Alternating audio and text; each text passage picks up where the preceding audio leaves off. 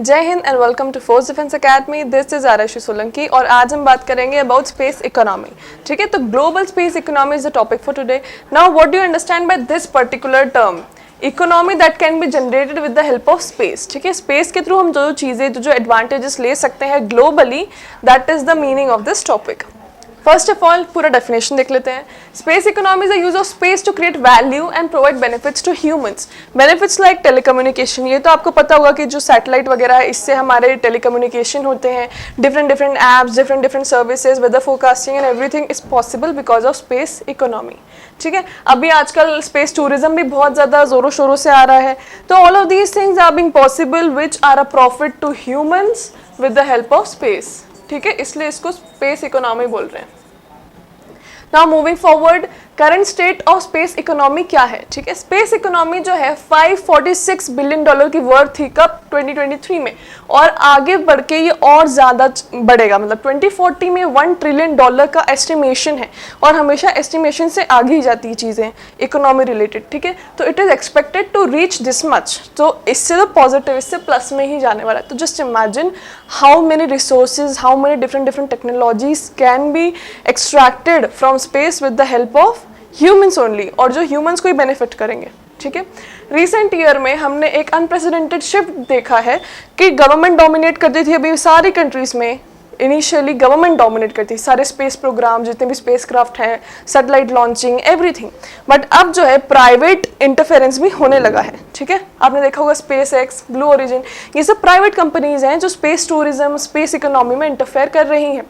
और ये चीज़ एक तरीके से पॉजिटिव भी है। कैसे? अगर प्राइवेट इंडस्ट्रीज आती हैं तो कंपटीशन बढ़ता है, कंपटीशन बढ़ता है तो क्वालिटी बढ़ती है, चीज़ों की क्वालिटी बढ़ती है और प्राइस कम होता है। तो ये ह्यूमंस के लिए ही बेनिफिशियल है, मतलब उतने ही पैसे में ज़्यादा अच्छी चीज़ें अवेलेबल हो जाती हैं।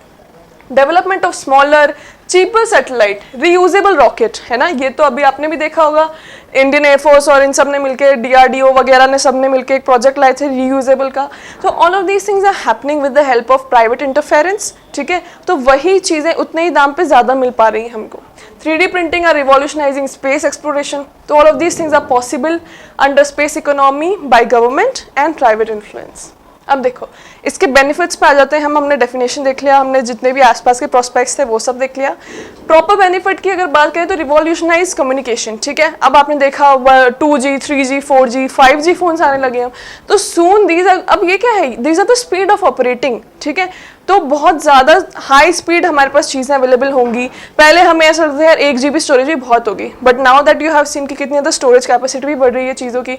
इंटरनेट एक्सेस बहुत फास्ट हो गया, चीज़ें बहुत जल्दी डाउनलोड हो रही हैं, आप अलग अलग वेबसाइट्स को बहुत जल्दी एक्सेस कर सकते हैं। तो this is happening with the help of broadcasting, telecommunication, everything that is in the space. ठीक है, अब earth observation satellites, these are very important, क्योंकि इनसे क्या होगा, ये अर्थ के सरफेस को स्टडी करती हैं, वाटर सरफेस, लैंड सरफेस को स्टडी करती हैं। उससे पूरा प्रॉपर मैपिंग हो सकता है। अगर कोई डिजास्टर आने वाला है तो वो मूवमेंट से हमें समझ में आ सकता है कि अच्छा disaster might be coming. Proper weather forecasting हो सकता है, क्लाइमेट चेंज मॉनिटर कर सकते हैं हम। ठीक है, डिजास्टर रिलीफ पे हम जल्दी से जल्दी काम कर सकते हैं, क्योंकि हमें पहले से पता पड़ जाएगा कि अच्छा डिजास्टर आने वाला है। तो all of these things are beneficial with the help of space economy with earth observation satellite. अब दूसरा साइंटिफिक रिसर्च। ठीक है, फॉर एग्जांपल अभी जो है हमने कल देखा था पार्कर वाला, जो नासा ने बनाया है, पहला जो गया था near to surface of sun, corona जो था। अभी हमारा आदित्य L1 भी जा रहा है। इससे क्या प्रॉफिट क्या हो रहा है? इससे ये हो रहा है कि हमें अलग अलग चीज़ें पता पड़ रही है कि how does sun work. Sun work मतलब स्टार वर्क्स। ठीक है, तो उससे हमें डिफरेंट चीज़ें पता पड़ेगी, उसकी सरफेस, उसके एटमॉस्फेयर से हमें चीज़ें पता पड़ेगी। हो सकता है वहाँ से हमें कोई रिसोर्स मिल जाए। तो ये साइंटिफिक रिसर्च के लिए बहुत ज़्यादा बेनिफिशियल है।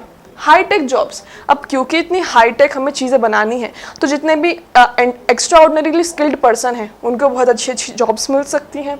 Resource extraction and future colonisation, इसका मतलब क्या है? Space economy could also be used to extract resources from asteroids and moons. Now this is a very important thing, क्योंकि रिसोर्सेज अर्थ में अब लिमिटेड है, पॉपुलेशन बढ़ रही है, land is reducing, population is increasing. ठीक है, तो हमें रिसोर्सेज की ज़रूरत तो लगेगी।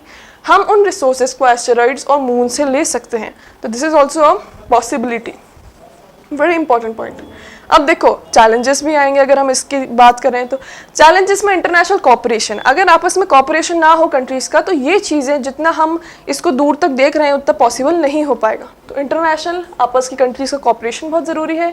अक्यूमुलेशन ऑफ स्पेस डेब्रिस, अब क्योंकि स्पेस इकोनॉमी की बात करी जा रही है, मतलब बहुत सारी प्राइवेट सैटेलाइट्स लॉन्च होंगी, गवर्नमेंट सैटेलाइट्स लॉन्च होंगी, और वो कोई वापस बुलाने वाली तो टेक्नोलॉजी अभी तक आई नहीं है कि सारे के सारे वापस बुला लें, और ग्रेविटेशनल पुल के तो बाहर चले जाती है तो उससे तो वो आने वाली नहीं। तो मतलब स्पेस में बहुत ज़्यादा डेब्रिस पॉल्यूशन क्रिएट हो रहा है उसके कारण।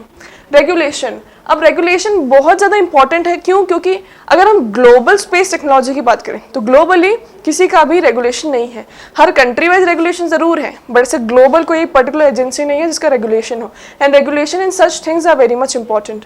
Last point is geopolitical tension. अब क्योंकि बहुत सारे इंपॉर्टेंट पॉइंट्स है स्पेस में जहाँ पर बहुत ज़्यादा अच्छी रिसोर्सेस अवेलेबल हैं, तो वहाँ पे इंडिया की सैटेलाइट भी लॉन्च चाहेगा इंडिया करना, चाइना भी चाहेगा, हर कंट्री चाहेगी, और उसके कारण आपस में टेंशन होंगे।